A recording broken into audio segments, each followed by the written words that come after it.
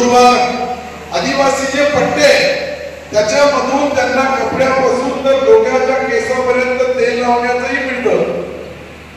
सरकारची योजना आहे. आमचा फक्त आदिवासी म्हणून जनगणना होती आणि जनगणना झाल्यानंतर तुम्हाला जो न्याय मिळाला पाहिजे त्यावेळेस हे आदिवासी आहे. आमच्याकडे कोळी समाजाचा मोठा प्रश्न निर्माण झालेला आहे.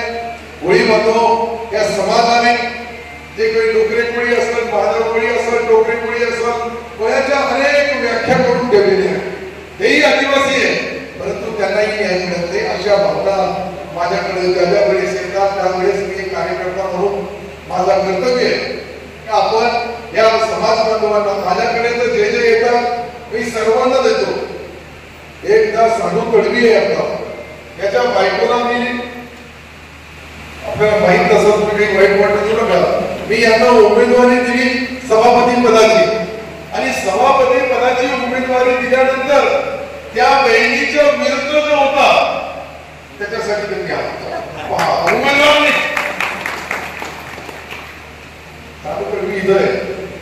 ज्यावेळेस आदिवासी समाजाचा रिझर्वेशन असतो आणि आपली बहीण एक चूक करते, ते कशामुळं? आमच्या बहिणी शिकलेले.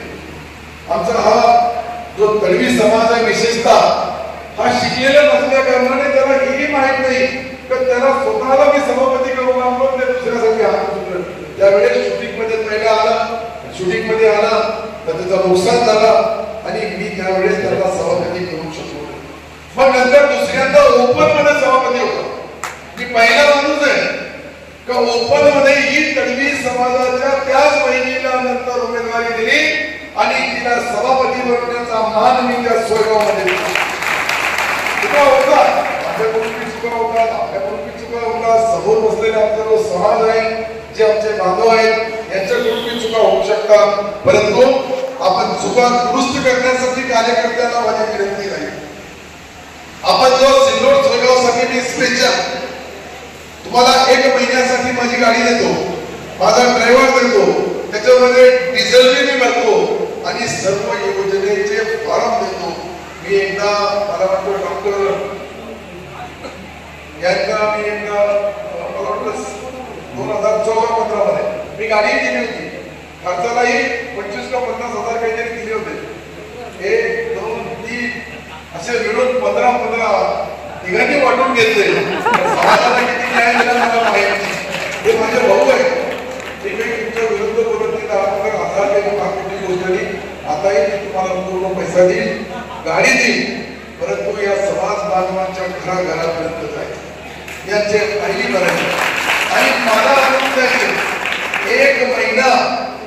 तुम्ही कधीपासून तुम्ही टीम बनवणार असाल तर तुम्ही सर्व इथं जितके जबाबदार बसलेले मला ऐका समाज बांधवाला तुम्ही सोबत घेऊन अवसर तळवी माझा ऐका. कोणी दुसऱ्या संघटनेची असेल पण समाजाचा फायदा करत असेल तर ते माझ्याकडून करून घ्या. मला फक्त त्यामध्ये पैसे खाणारे लोक नको आणि खायचं असेल तर माझ्या खिशातून का, त्या गरीबाच्या खिशातून करून माझी कॅपॅसिटी मी तुम्हाला बोलतो, माझी कॅपॅसिटी आहे. मला काही थोडेफार पैसे खर्च करणं माझ्यासाठी -0 आहे, मायनस.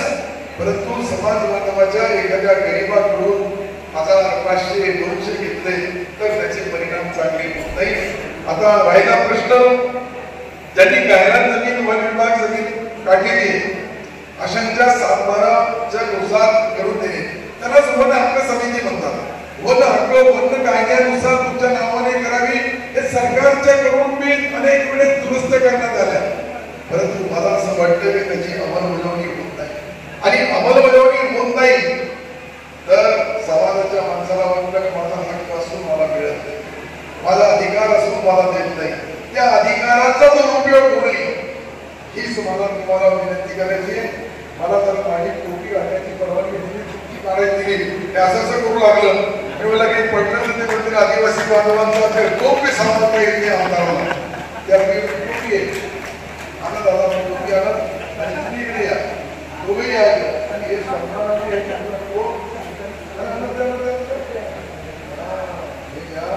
आणि ते द्या.